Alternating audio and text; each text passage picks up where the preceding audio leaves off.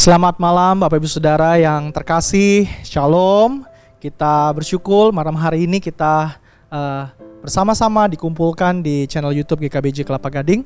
Malam hari ini kita sama-sama merayakan Passion Week atau Minggu Passion, minggu di mana kita sama-sama merayakan dan memperingati hari kesengsaraan Tuhan. Tuhan Yesus rela menderita menuju jalan salib untuk menebus dosa kita manusia yang berdosa ini.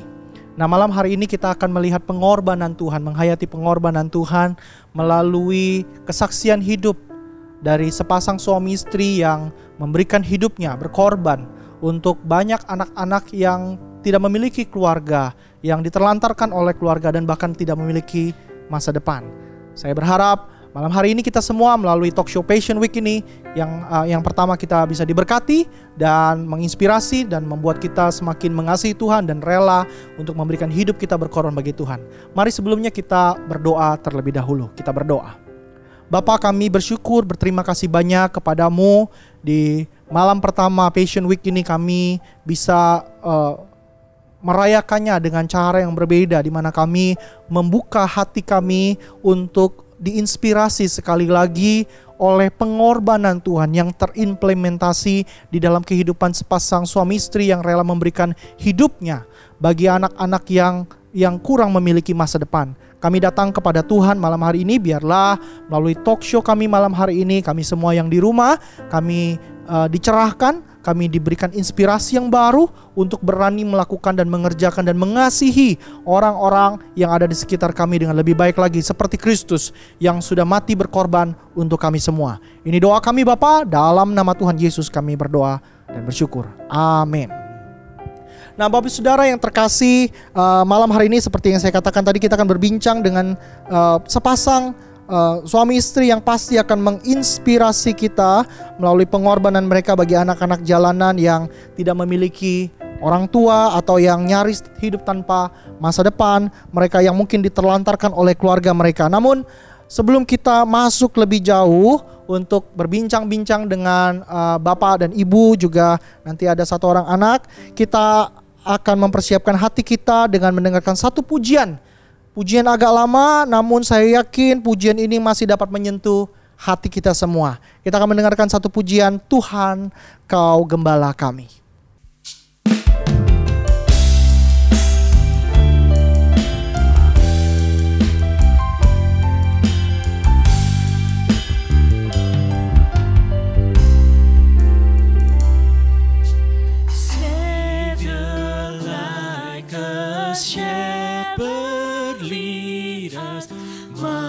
We need thy tender care. In thy pleasant pastures feed us, for our use thy thoughts prepare. Blessed Jesus, blessed Jesus, thou hast found us, thine we are. Blessed Jesus, blessed Jesus, thou hast found us, thine we are.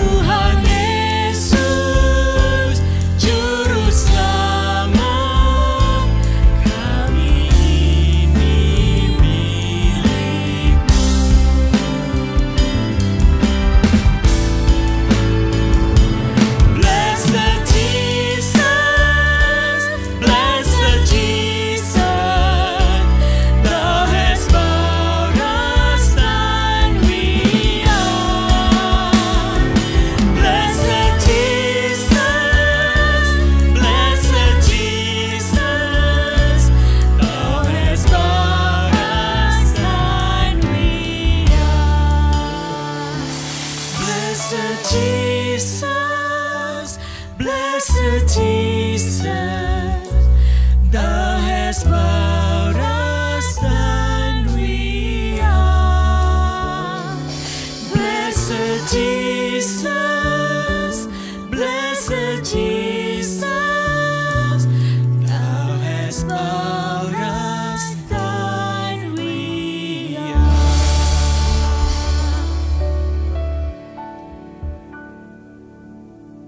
Selamat malam Bapak dan Ibu dengan adik ya yang sudah bersedia hadir di sini. Kita sangat bersyukur sekali dengan kehadiran Bapak Ibu. Saya yakin melalui talk show hari ini, malam hari ini kita pasti sama-sama akan diberkati, khususnya Bapak Ibu Jemaat GKBJ Kelapa Gading yang ada di rumah, juga yang ada di Karawang, yang ada di Solo pasti juga menyaksikan talk show Malam Passion yang pertama ini ya. Nah, ada pepatah mengatakan tak kenal maka tak sayang, Pak ya. Jadi malam hari ini sebelum kita nanti bincang-bincang lebih dalam ya, kita pengen kenalan dulu sebenarnya ini kita mau ngobrol-ngobrol sama siapa sih dan dari mana ya. Boleh mungkin kenalin namanya dulu ya. Lalu kemudian nanti boleh ceritakan sedikit pelayanan apa yang Pak Ibu sedang lakukan sekarang ini. Silakan Pak. Salam. Nama saya Gideon Sutrisno, umur 63 tahun. Latar belakang saya dari sepupu, agama sepupu. Saya umur 30 tahun baru mengenal Tuhan. Inilah perjalanan hidup saya. Saat mengenal Tuhan, saya dipercayakan untuk pelayanan yang sekarang. Ini istri saya. Pelayanannya apa Pak? Pelayanannya untuk saat ini mendirikan yayasan Panti Asuhan Rumah Kita. Oke. Ini yang berada di Karawang ya Pak ya? Di Karawang. Oke. Ibu boleh perkenalan sedikit? Ya, shalom, selamat malam buat jemaat GKBJ yang ada di sekitarnya. Perkenalkan, nama saya Esther Carlina, saya istri dari Pak Gideon Sutrisno. Ya. Istri satu-satunya ya? Ya, betul, satu-satunya. Ya, saya terpanggil untuk membantu pelayanan suami. Oh oke ya, sama ya, panti asuhan rumah kita ya di Iya. Karawang. Oke. Saya asli dari Bekasi. Oh oke, asli dari Bekasi ya, deket ya. Oke. Boleh? Siapa yang di ujung sana? Shalom, perkenalkan nama saya Melita Eklesia Wenas. Saya dari Manado dan umur saya baru 18 tahun. Saya tinggal sama opa dan oma. Oh jadi ini dipanggilnya opa dan oma ya? Padahal ini kelihatan masih muda sekali. Ya. Oke, jadi Melita sudah berapa lama tinggal sama opa dan oma ini? Jadi saya tinggal sama opa dan oma ini dari kelas 3 sampai sekarang baru 2 SMK. Jadi kurang lebih 8 tahun ya, kurang Iya. lebih ya. Oh ini berarti anak-anak yang tinggal di panti rumah kita ini dari Sabang sampai Merauke jangan-jangan Pak ya, dari Manado ini. Betul. Dari Manado, Ambon, Oke. Kupang, Lombok, Bali, Oh. Jawa, Lampung, Palembang, Medan. Jadi ini panti asuhan rumah kita ini bineka tunggal ika banget ya. Iya, memang itu rumah kita, mereka Rumah semua. kita ya. Sekarang yang tinggal bersama dengan Bapak Ibu di panti rumah kita ini ada berapa orang anak? Anak asuh 45, yang sekolah kuliah itu 43, staf pengasuhnya ada 9. Jadi 40 plus tadi 40 berapa? 45. Ada yang kuliah? Ada yang kuliah. Tidak tinggal lagi tapi di panti. Kalau kuliah, panti menyediakan tempat tinggal dan makan. Kalau biayanya sambil bekerja.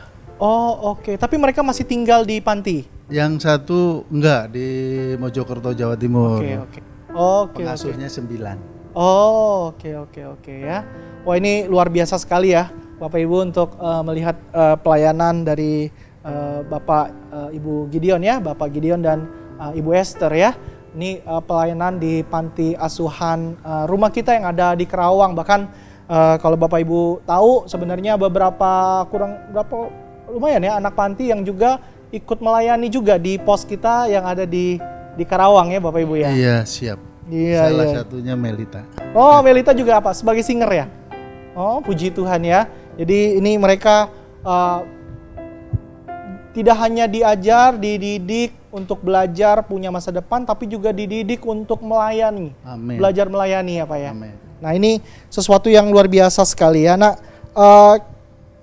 kita senang sekali Bapak Ibu bersama dengan Melita ini bisa hadir bersama-sama dengan kami. Nah kita pengen kenal lebih jauh nih Pak ya. Tentang siapa ini Pak Gideon, Bu Esther gitu ya.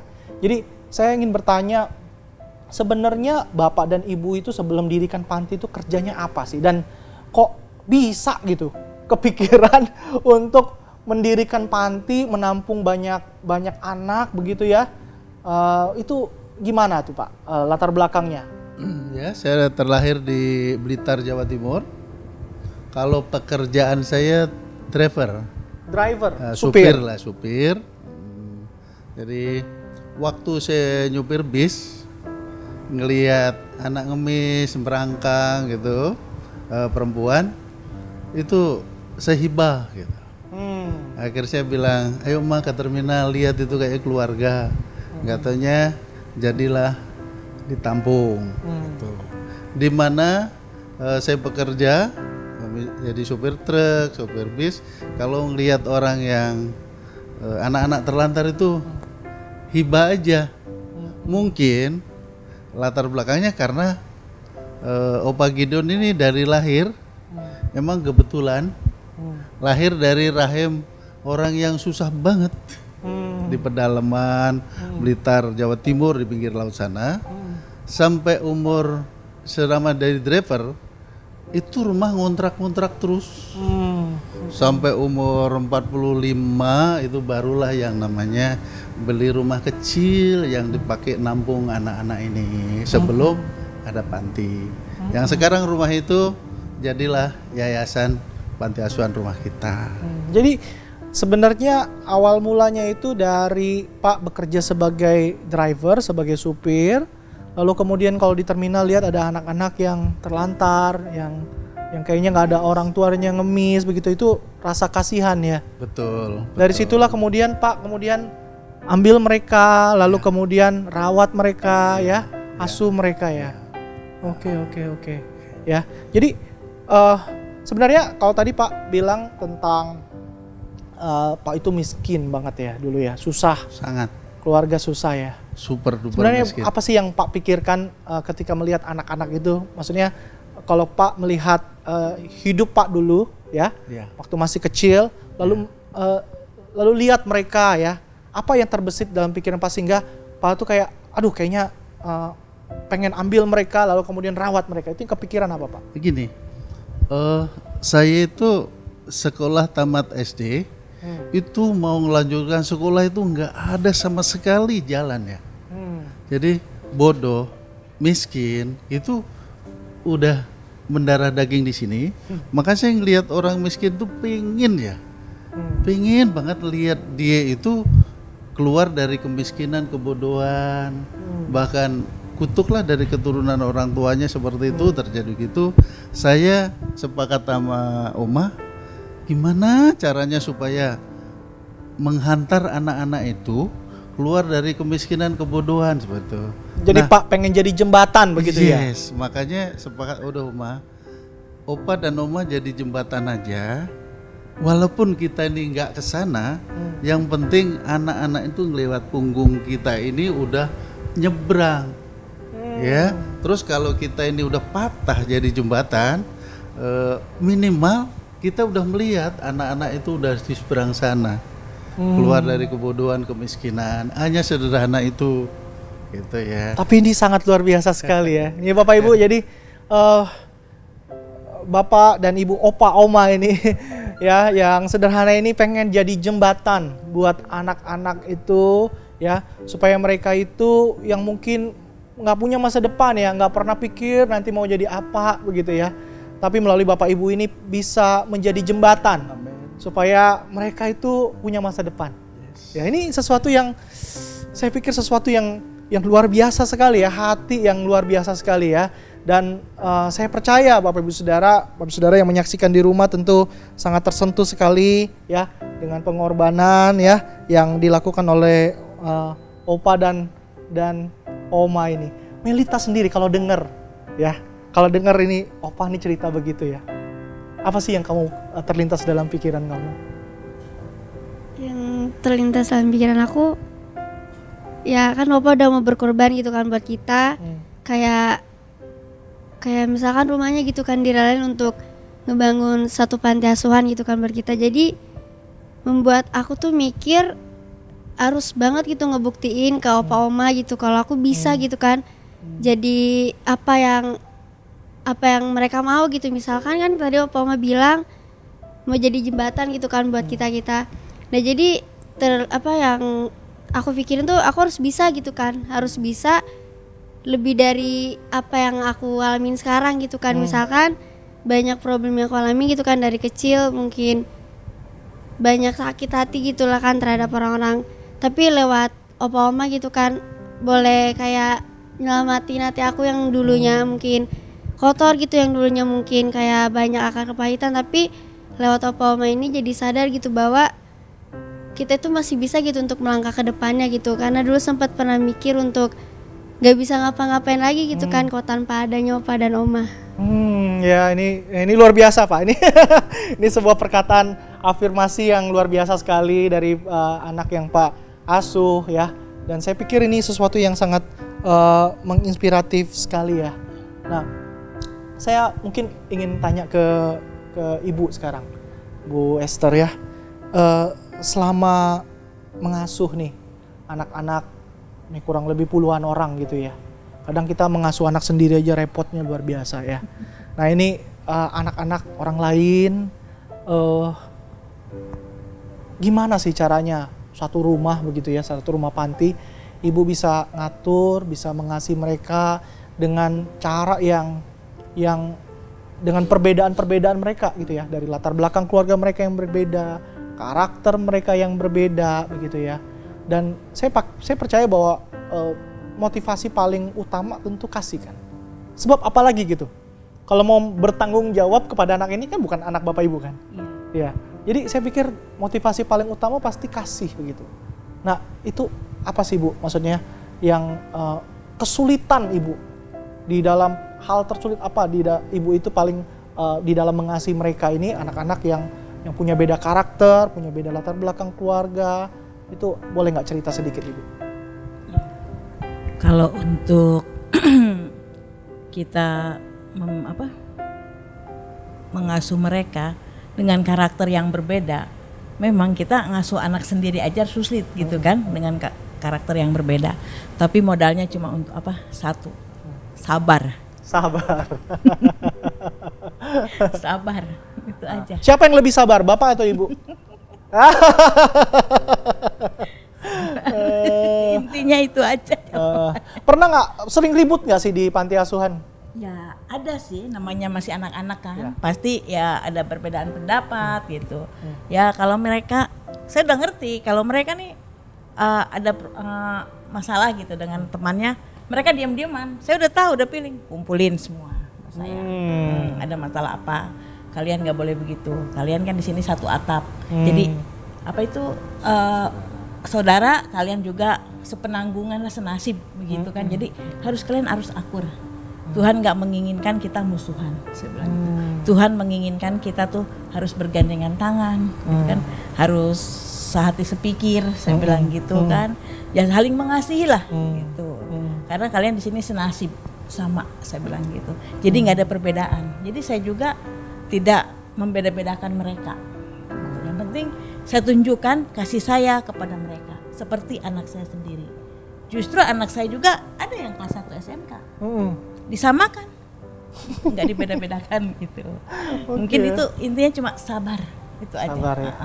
Saya pikir itu bentuk kasih yang mungkin paling sulit. Ya, banyak orang tua bahkan yang punya anak kandung sendiri ya, itu sulit ya. Nah, tapi ada nggak Bu Esther mungkin Ibu teringat satu orang anak begitu ya, yang bagi Ibu itu ini anak ini sulit banget untuk dikasihi, untuk dididik, tapi kayak pokoknya yang paling menguji kesabaran Ibu. Boleh nggak cerita Bu? Ada nggak? Pasti dari puluhan ada itu ya. Nah, gimana itu Ibu bisa tetap belajar untuk mengasihi anak ini meskipun bukan anak sendiri? Ya, ini saya cerita tentang yang terkecil ya, Andreas. Nah, dia dari kandungan mamahnya sudah saya ambil, sudah saya bilang kan, itu anakmu yang dikandung buat aku aja yang ngasuh gitu. Tapi kan Karena kesulitan orang tuanya. ya tadinya kan begitu, tapi kan dia masih ada bapak emaknya, cuma mamanya cuma ketawa-tawa. Nah, setelah lahir, ya memang mungkin ucapan itu doa ya. Nah setelah lahir, akhirnya anak itu mau dijual sama keluarganya. Nah ternyata itu kalau orang Cina bilang apa ya? Nggak bawa hoki gitu, apa ya namanya? Iya. Jadi dikembaliin, akhirnya diurus lagi lah sama mamanya gitu. Nah singkat Jadi cerita, anak ini sempat dijual.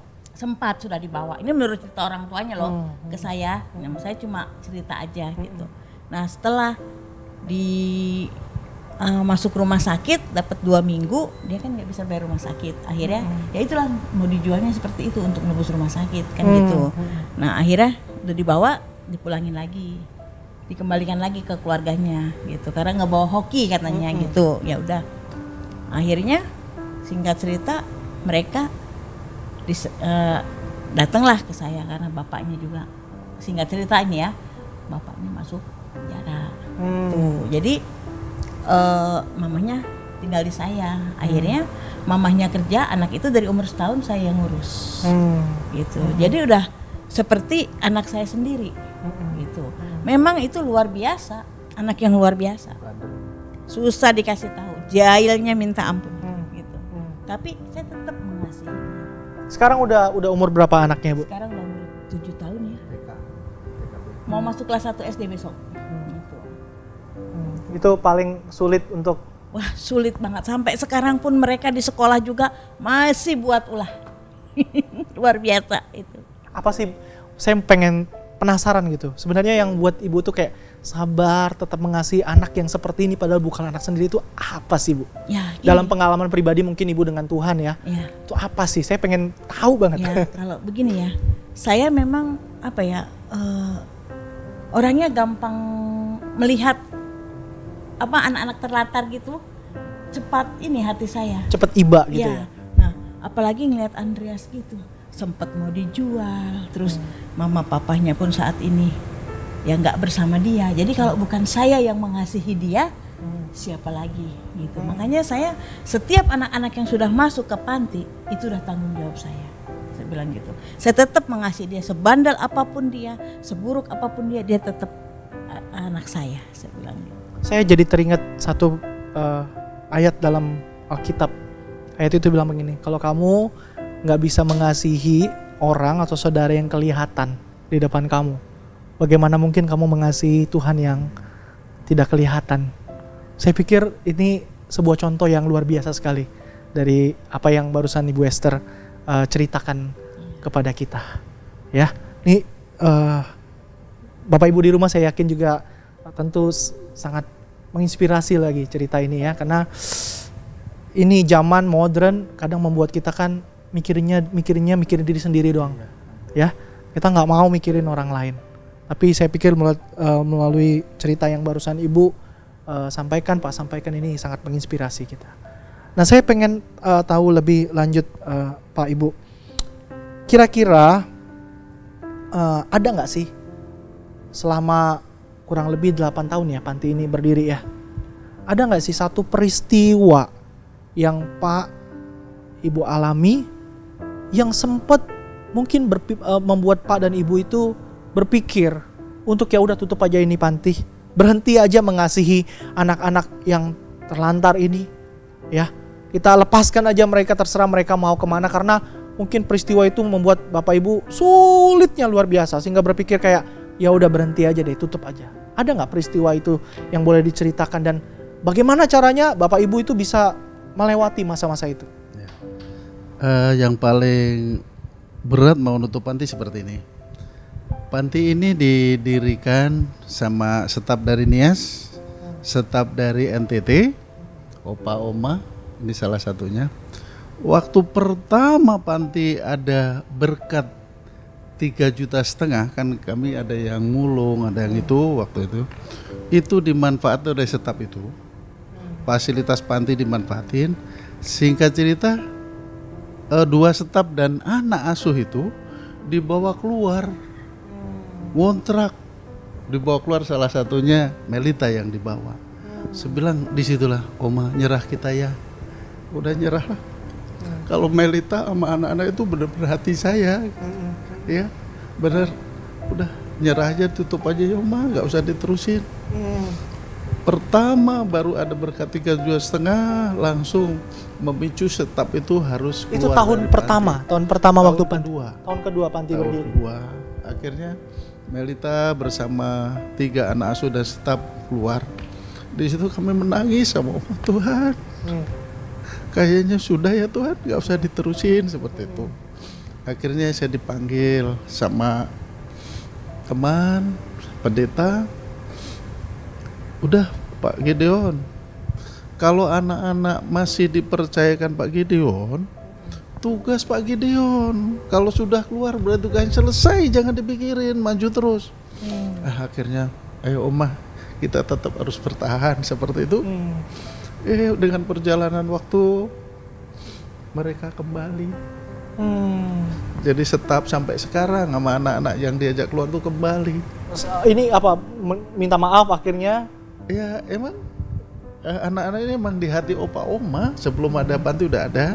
Karena ada staf yang baru 2 ini, dia nggak tahu gimana malah dihasut dibawa keluar. Itu bener-bener yang paling berat waktu itu, sampai mau ditutup seperti Padahal itu. baru dapat berkat pertama ya. Iya, 3,5 juta jadi mengelabuin mata hatinya. Akhirnya staf yang dari Kupang sampai sekarang kembali. Terus anak-anak asuh juga kembali. Hanya yang dari Nia sekarang nggak tahu lepas kemana gitu. Karena itu yang paling berat. Yang paling berat kedua adalah saat panti punya pertanian, disegel sama yang sekarang udah dilarang pemerintah. Jadi Disegel. sempat punya lahan pertanian ya? Ya, disegel 8 bulan. Terus dia juga mau nutup panti. Yang pertama opa cuma ambil diberhadapkan 30 orang tokoh mereka. Yang keduanya 2019 ini ratusan orang yang demo. Sampai Barakuda, opa jam 2 malam diamankan reserse karena target. Dari situlah kita semua tuh pokoknya udah nggak bisa berbuat apa-apa. Bisanya hanya nangis berdoa. Nangis Oleh masyarakat ya. Bukan. Oh. Yang Ya, organisasi yang oke. terlarang gitu Ya. ya. Masyarakat Sindukung. Pertanian udah ditutup, disegel, mau nutup panti nggak bisa. Karena apa? Lingkungan panti nggak ada yang mau tanda tangan. Ya, terus akhirnya opa dipanggil Menteri Sosial, klarifikasi tentang itu. Opa nggak ada rekayasa, tapi mereka rekayasa. Akhirnya intervensi dari atas, semua akhirnya 2019 panti sempurna, semua keluar izin. Justru melalui peristiwa itu akhirnya Yes. Tuhan pakai ya. Selama 1 bulan kami ini benar-benar di demo, digeruduk dan seterusnya. Kata kuncinya, tiap pagi doa bersama-sama, cari dahulu kerajaan Allah dan kebenarannya, semua akan ditambahkan termasuk keamanan. Tuhan tambahkan itu. Sekarang panti sudah resmi, jadi berkat bagi lingkungan. Ada orang bilang panti asuhan rumah kita ini adalah kampung Yusuf. Ya, faktanya adalah semua tetangga yang sakit, yang nggak sekolah dibiayain panti. Makanya lingkungan itulah yang Jadi panti justru jadi bisa menjadi berkat buat lingkungan di Yes. sekitar. Makanya sekarang panti aman. Mau ibadah raya nggak harus nutup pintu. Padahal panti hanya sendiri orang Kristen. Itu Ya. yang paling berat adalah pertama ditinggalkan staf dan anak-anak, seperti nyawa separuh hilang. Ya. Yang kedua, waktu ditutup sama organisasi yang sekarang terlarang. Ya, mungkin itu aja yang Saya justru lihat ini tangan Tuhan yang memegang pelayanan Bapak Ibu luar biasa ya. Ada satu kalimat yang saya ingat sekali kalau belajar teologi itu ya. Nggak ada kemuliaan tanpa salib. Ini pas banget kita masuki Minggu Sengsara Kristus ya. Jadi Kristus mendapatkan kemuliaan kebangkitan itu kan, tapi melewati penderitaan salib. Itu pengalaman yang saya pikir juga Bapak Ibu juga alami ya. Jadi ada penderitaan, ada kesulitan, tapi kemudian di ujung sana Tuhan kasih kemuliaan yang luar biasa. Ya, ini sesuatu yang sangat menginspirasi.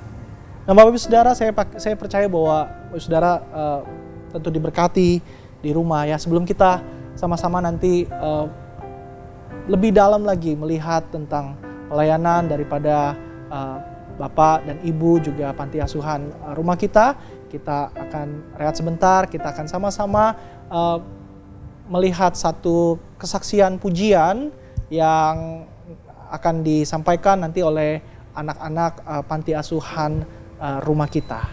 Selamat menyaksikan, Tuhan Yesus memberkati.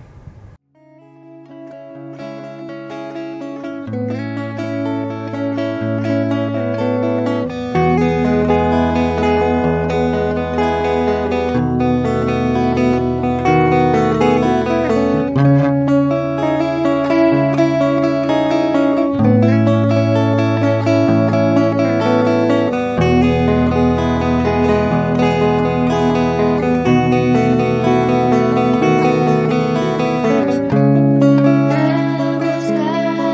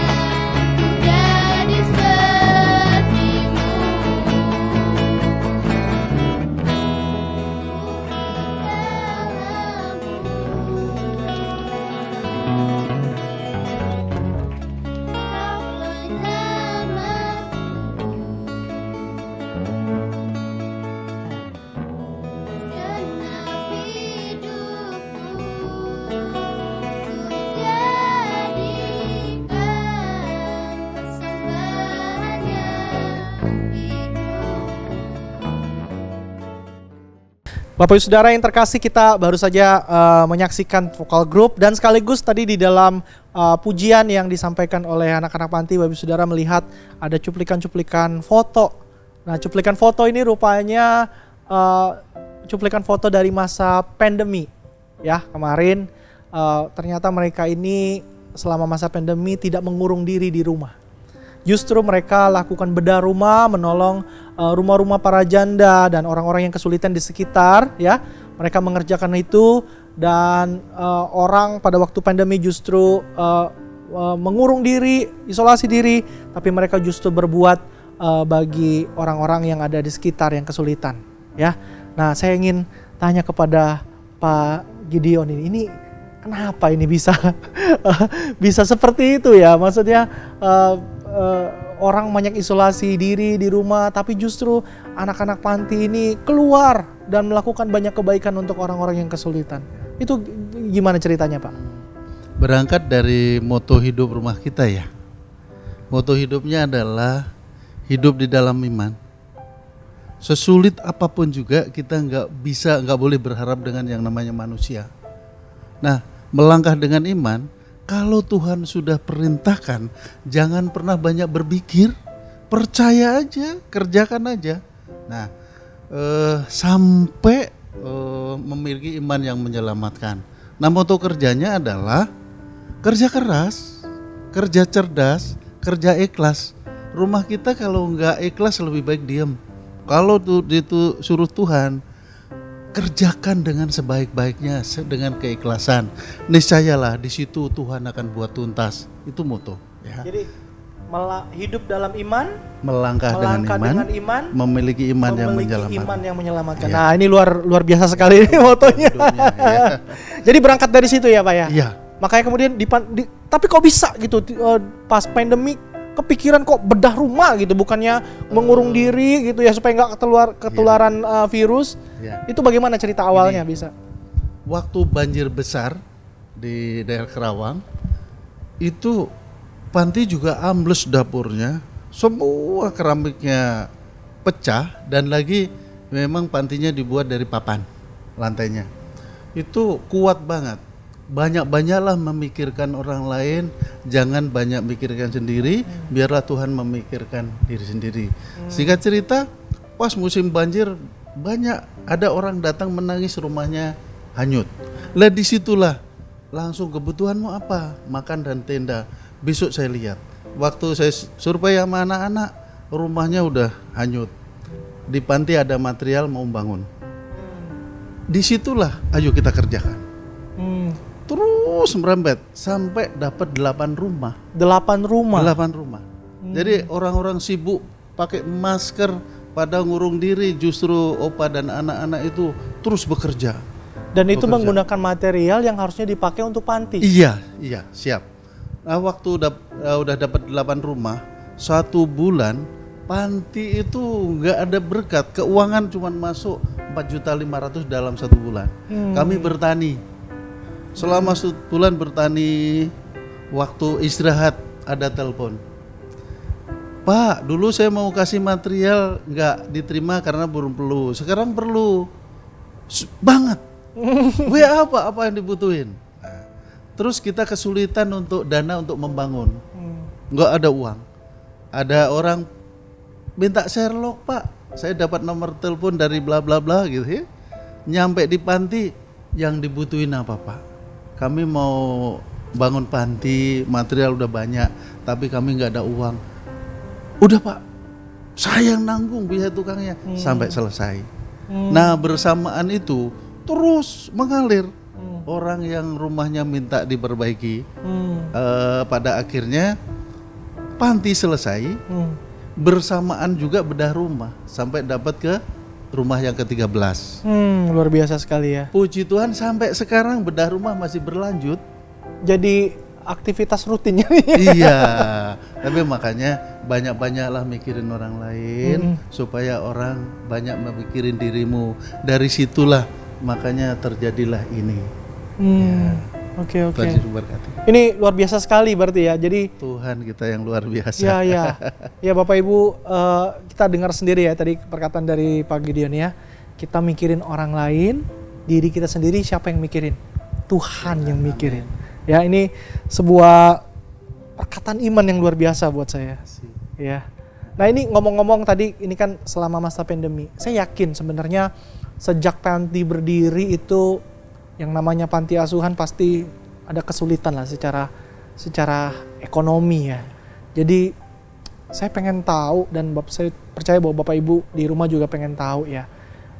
Ada nggak pengalaman-pengalaman yang panti alami yang Pak Ibu alami gitu ya, yang berkaitan dengan kesulitan yang sampai mungkin kayak, aduh ini anak-anak panti mau makan nggak punya, nggak ada juga yang memberikan sumbangan gitu ya, sejak panti di awal berdiri ya sampai mungkin sekarang, itu ada nggak pengalamannya Ibu Esther?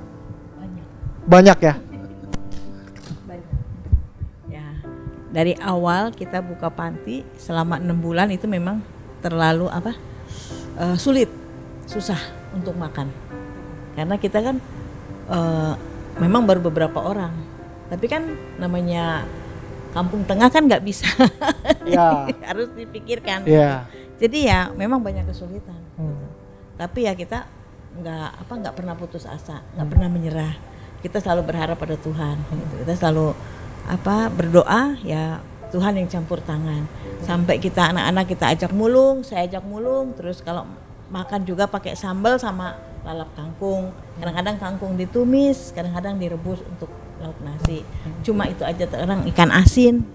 Sampai kita juga ambil orderan dari pasar, jetrekin itu lotrean gitu. Jadi hasilnya nanti kita belanjain untuk beli minyak goreng gitu kan, nanti ikan asin apa aja gitu, cabai bawang itu. Yang saya lakukan selama 6 bulan itu. Nah 6 bulan kesini puji Tuhan ada donatur gitu. Nah tapi itu juga kan nggak memenuhi 100% gitu. Untuk biaya sekolah, ongkos sekolah kan itu juga nggak memenuhi gitu. Tapi ya kita nggak pernah putus asa. Kita nggak pernah menyerah. Saya berdoa cuma begini, Tuhan, kalau Tuhan yang buka panti ini, Tuhan yang akan menyediakan segala kebutuhan anak-anak di tempat ini. Saya bilang begitu. Saya hanya berserah. Saya orang biasa Tuhan. Saya berserah. Tuhan yang campur tangan dalam panti saya ini. Kalau Tuhan menginginkan saya jadi orang tua asuh, Tuhan nggak akan mempermalukan saya. Saya bilang gitu. Puji Tuhan. Tuhan kirim, Tuhan kirim, Tuhan kirim.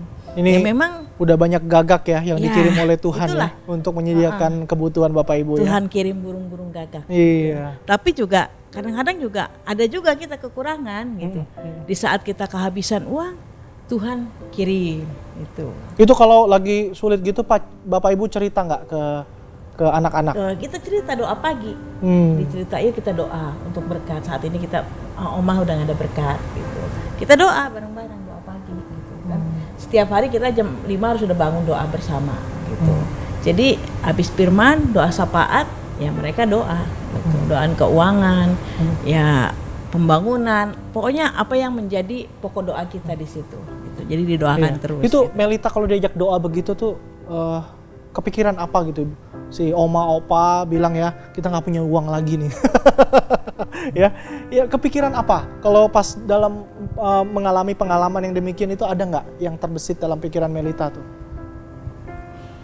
Yang aku pikirin ya karena kita kan udah terbiasa, kita kan dalam satu panti ini kan yang tadi Oma bilang hidup bersama gitu kan, sepenanggungan. Jadi apapun yang satu orang rasa ini semuanya itu harus rasain gitu, kayak dibilang kayak kita ini kan satu anggota tubuh gitu kan. Jadi kalau misalkan anggota tubuh kita ada yang sakit, semuanya harus merasakan gitu. Jadi karena kita juga udah terbiasa di saat apapun gitu yang lagi terjadi sama panti, ya kita rembukin gitu bareng-bareng, kita berdoa, kita sama-sama cari solusinya gitu.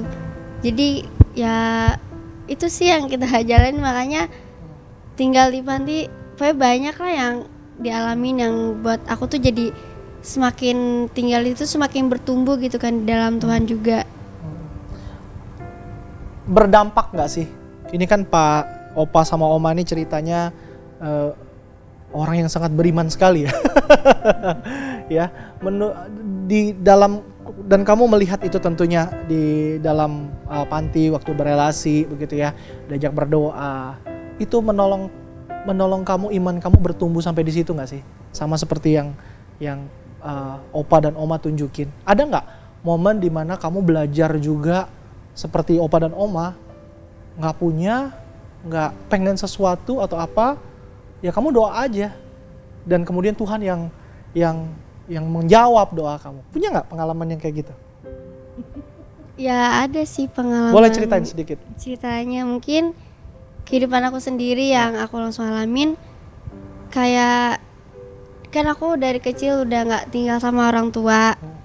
Jadi emang dari kecil juga kan kayak pindah-pindah panti gitu kan. Jadi sebelum di panti ini pun masih ada panti lagi yang waktu itu pernah sempat aku tinggalin. Nah jadi kan setiap ulang tahun aku sendiri, wish aku sama Tuhan gitu, aku berdoa sama Tuhan tuh cuman mau kumpul gitu kan sama keluarga gitu. Ataupun kayak datang lah gitu di acara ulang tahun. Mungkin beberapa tahun tuh nggak Tuhan wujudin gitu, tapi dari situ gak langsung putus aja gitu kan, gak langsung berhenti berdoa, tapi tetap aku doain sampai pada akhirnya Tuhan ngejawab gitu di ulang tahun yang keberapa.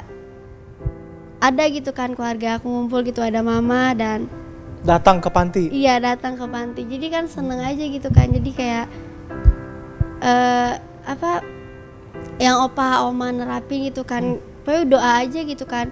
Sisanya biar Tuhan yang selesain, biar Tuhan yang wujudin gitu. Kalau misalkan memang Tuhan gak langsung mewujudkan, yang jangan langsung kecewa gitu kan, jangan langsung berputus asa, langsung lepas gitu, nggak doa-doa lagi gitu. Jadi kalau misalkan apapun yang kita doakan gitu, misalkan gak langsung diwujudkan sama Tuhan, ya terus aja kita doain gitu. Misalkan gak langsung terwujud, ya mungkin Tuhan punya maksud dan tujuan lebih dulu lagi gitu. Wah, ini teladan doa, teladan iman dari Bapak sama Ibu nular nih ya ke anak-anak ya. Satu lagi saya pengen tanya, selama di panti ya, Melita ya, hal apa dalam relasi dengan Opa Oma nih ya yang membuat Melita itu merasa bahwa wah, Opa dan Oma ini seperti kayak mungkin perwakilannya Tuhan gitu buat Melita gitu ya di dalam melanjutkan kehidupan. Ada nggak peristiwa-peristiwa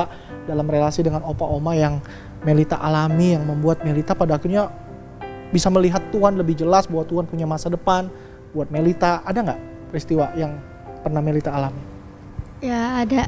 Apa itu, boleh ceritakan? Ya, jadi sebelum aku tinggal di tempat Opa dan Oma ini, yang tadi aku bilang kan aku dari kecil tuh udah terbiasa tinggal di panti asuhan gitu kan. Dan bukan cuman 1-2 panti asuhan gitu, tapi banyak lah istilahnya gitu kan. Cuman kayak ngerasainnya itu beda aja gitu kan. Yang misalkan aku tinggal di panti asuhan yang pertama, ya cuma biasa aja gitu, kayak nggak ada pertumbuhan gitu kan. Nah tapi ketika waktu pas di panti asuhan ini sebelum Opa, ada di panti asuhan Karawang gitu kan. Nah di situ aku belum kenal sama Opa Oma gitu kan, belum kenal Opa Oma. Tapi di situ juga ada Opa itu kan dulu kayak suka ngebantu kan di tempat itu. Pokoknya ngerjain kayak bikin apapun gitu kan, bantu-bantu gitu. Nah sampai kayak ada satu problem gitu kan yang buat kayak buat apa sih, aku sama pengurusnya gitu kan di panti ini kayak ada satu problem gitu yang ngebuat dia tuh kayak ngeharusin aku untuk pergi gitu kan. Kayak Cerita yang tadi ya? Iya, nggak ngelanjutin. Jadi dia tuh nggak mau ngelanjutin pantinya lagi gitu, sampai dia kayak ngebuang, mungkin kalau bahasa itu yang ngebuang gitu kan, ngebuang kayak sisa aku sama ada anak-anak lain juga. Dan di situ aku sempat mikir, dari kecil aku kan udah nggak tinggal sama orang tua dan aku nggak tahu orang tua aku pun di mana gitu. Nah jadi di situ bener-bener ngerasa terpuruk, gak tahu lagi harus kemana gitu kan. Karena pas waktu pengurusnya bilang, pokoknya dia udah lepas tangan gitu kan, udah lepas tangan, nggak mau ngurus, nggak mau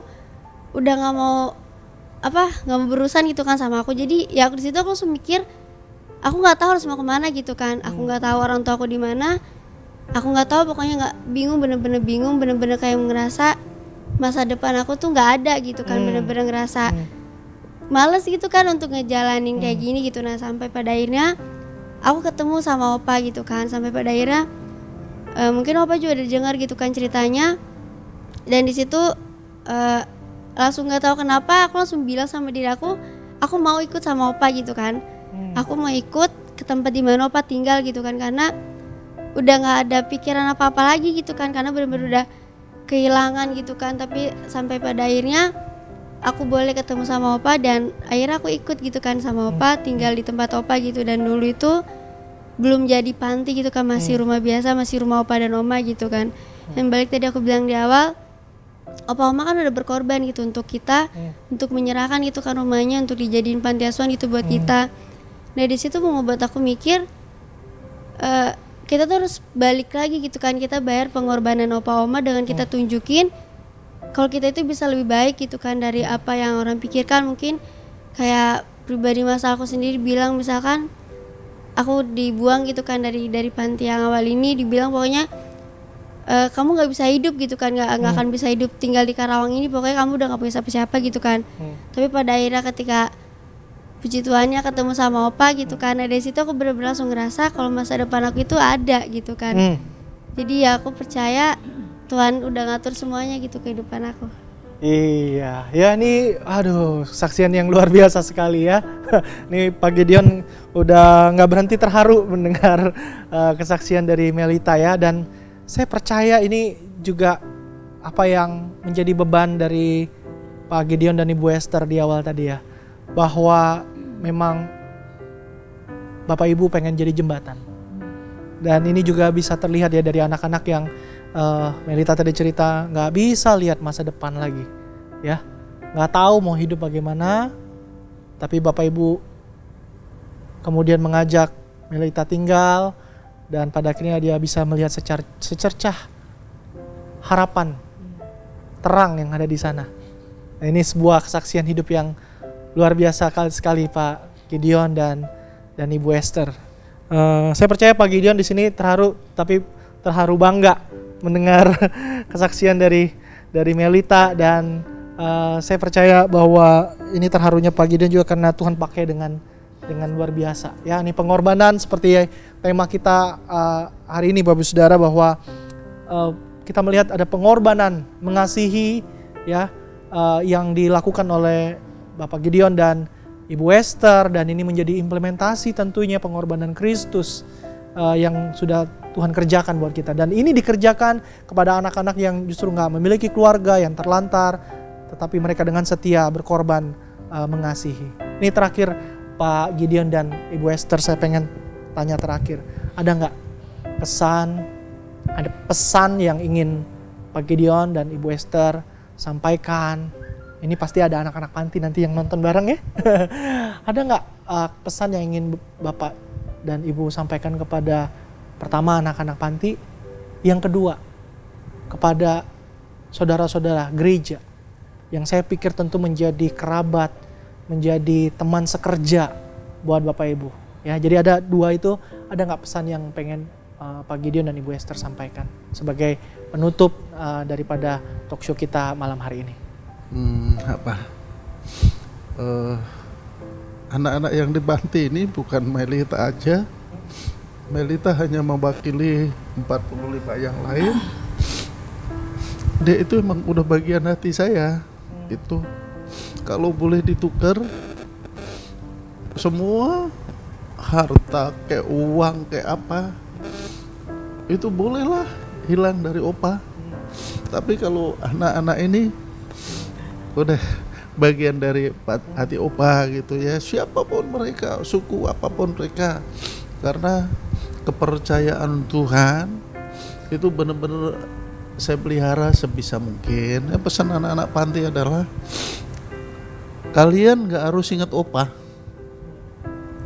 kalian gak harus ingat oma.